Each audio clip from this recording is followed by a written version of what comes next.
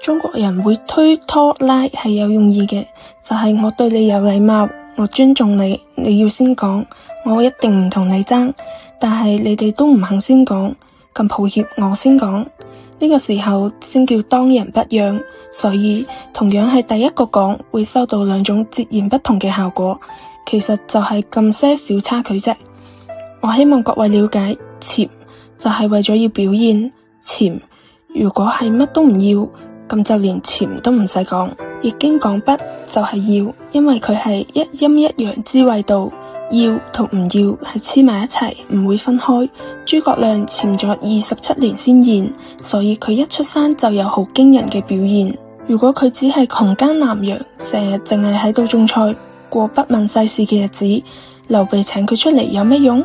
所以我唔認為係劉備自己就去三顧茅廬，嗰個根本係諸葛亮設嘅一個局，佢先令自己俾世人一個好印象，然後就有人喺劉備面前誇獎佢，搞到劉備非離不可。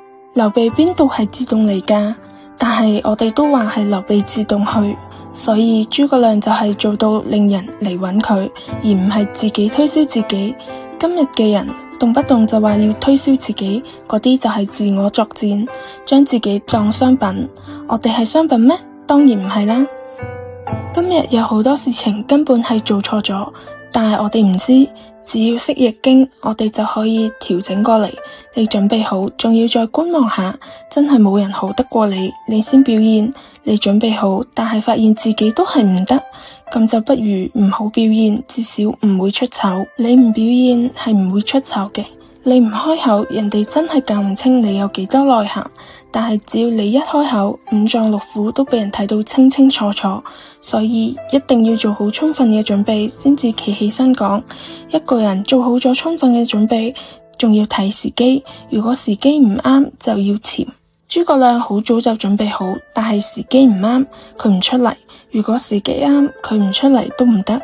如果劉備三顧茅廬，諸葛亮都唔落山，咁佢一生就會默默無聞，歷史上就唔會記載佢，我哋都唔會知有呢個人，佢就白活一生。老實講，諸葛亮落山嘅時候，佢知道自己呢一世係唔會成功嘅，只係因為見到劉備咁誠懇，先至同意落山。諸葛亮最偉大之處就係知其不可為而為之，佢唔係有成功嘅把握先落山，因為佢知道人啱，但係事唔啱，而事唔啱，人啱都冇用。潛龍勿用既有做好充分準備嘅意思，亦有蓄勢待發嘅含義。其實無論係人嘅一生定係一件事情，開始嘅時候都需要做好充分嘅準備，而唔可以冒冒失失就表現出嚟。咁當一個人開始表現嘅時候，需要準備啲咩？乾卦嘅第二爻，見龍在田，利見大人，又係咩意思呢？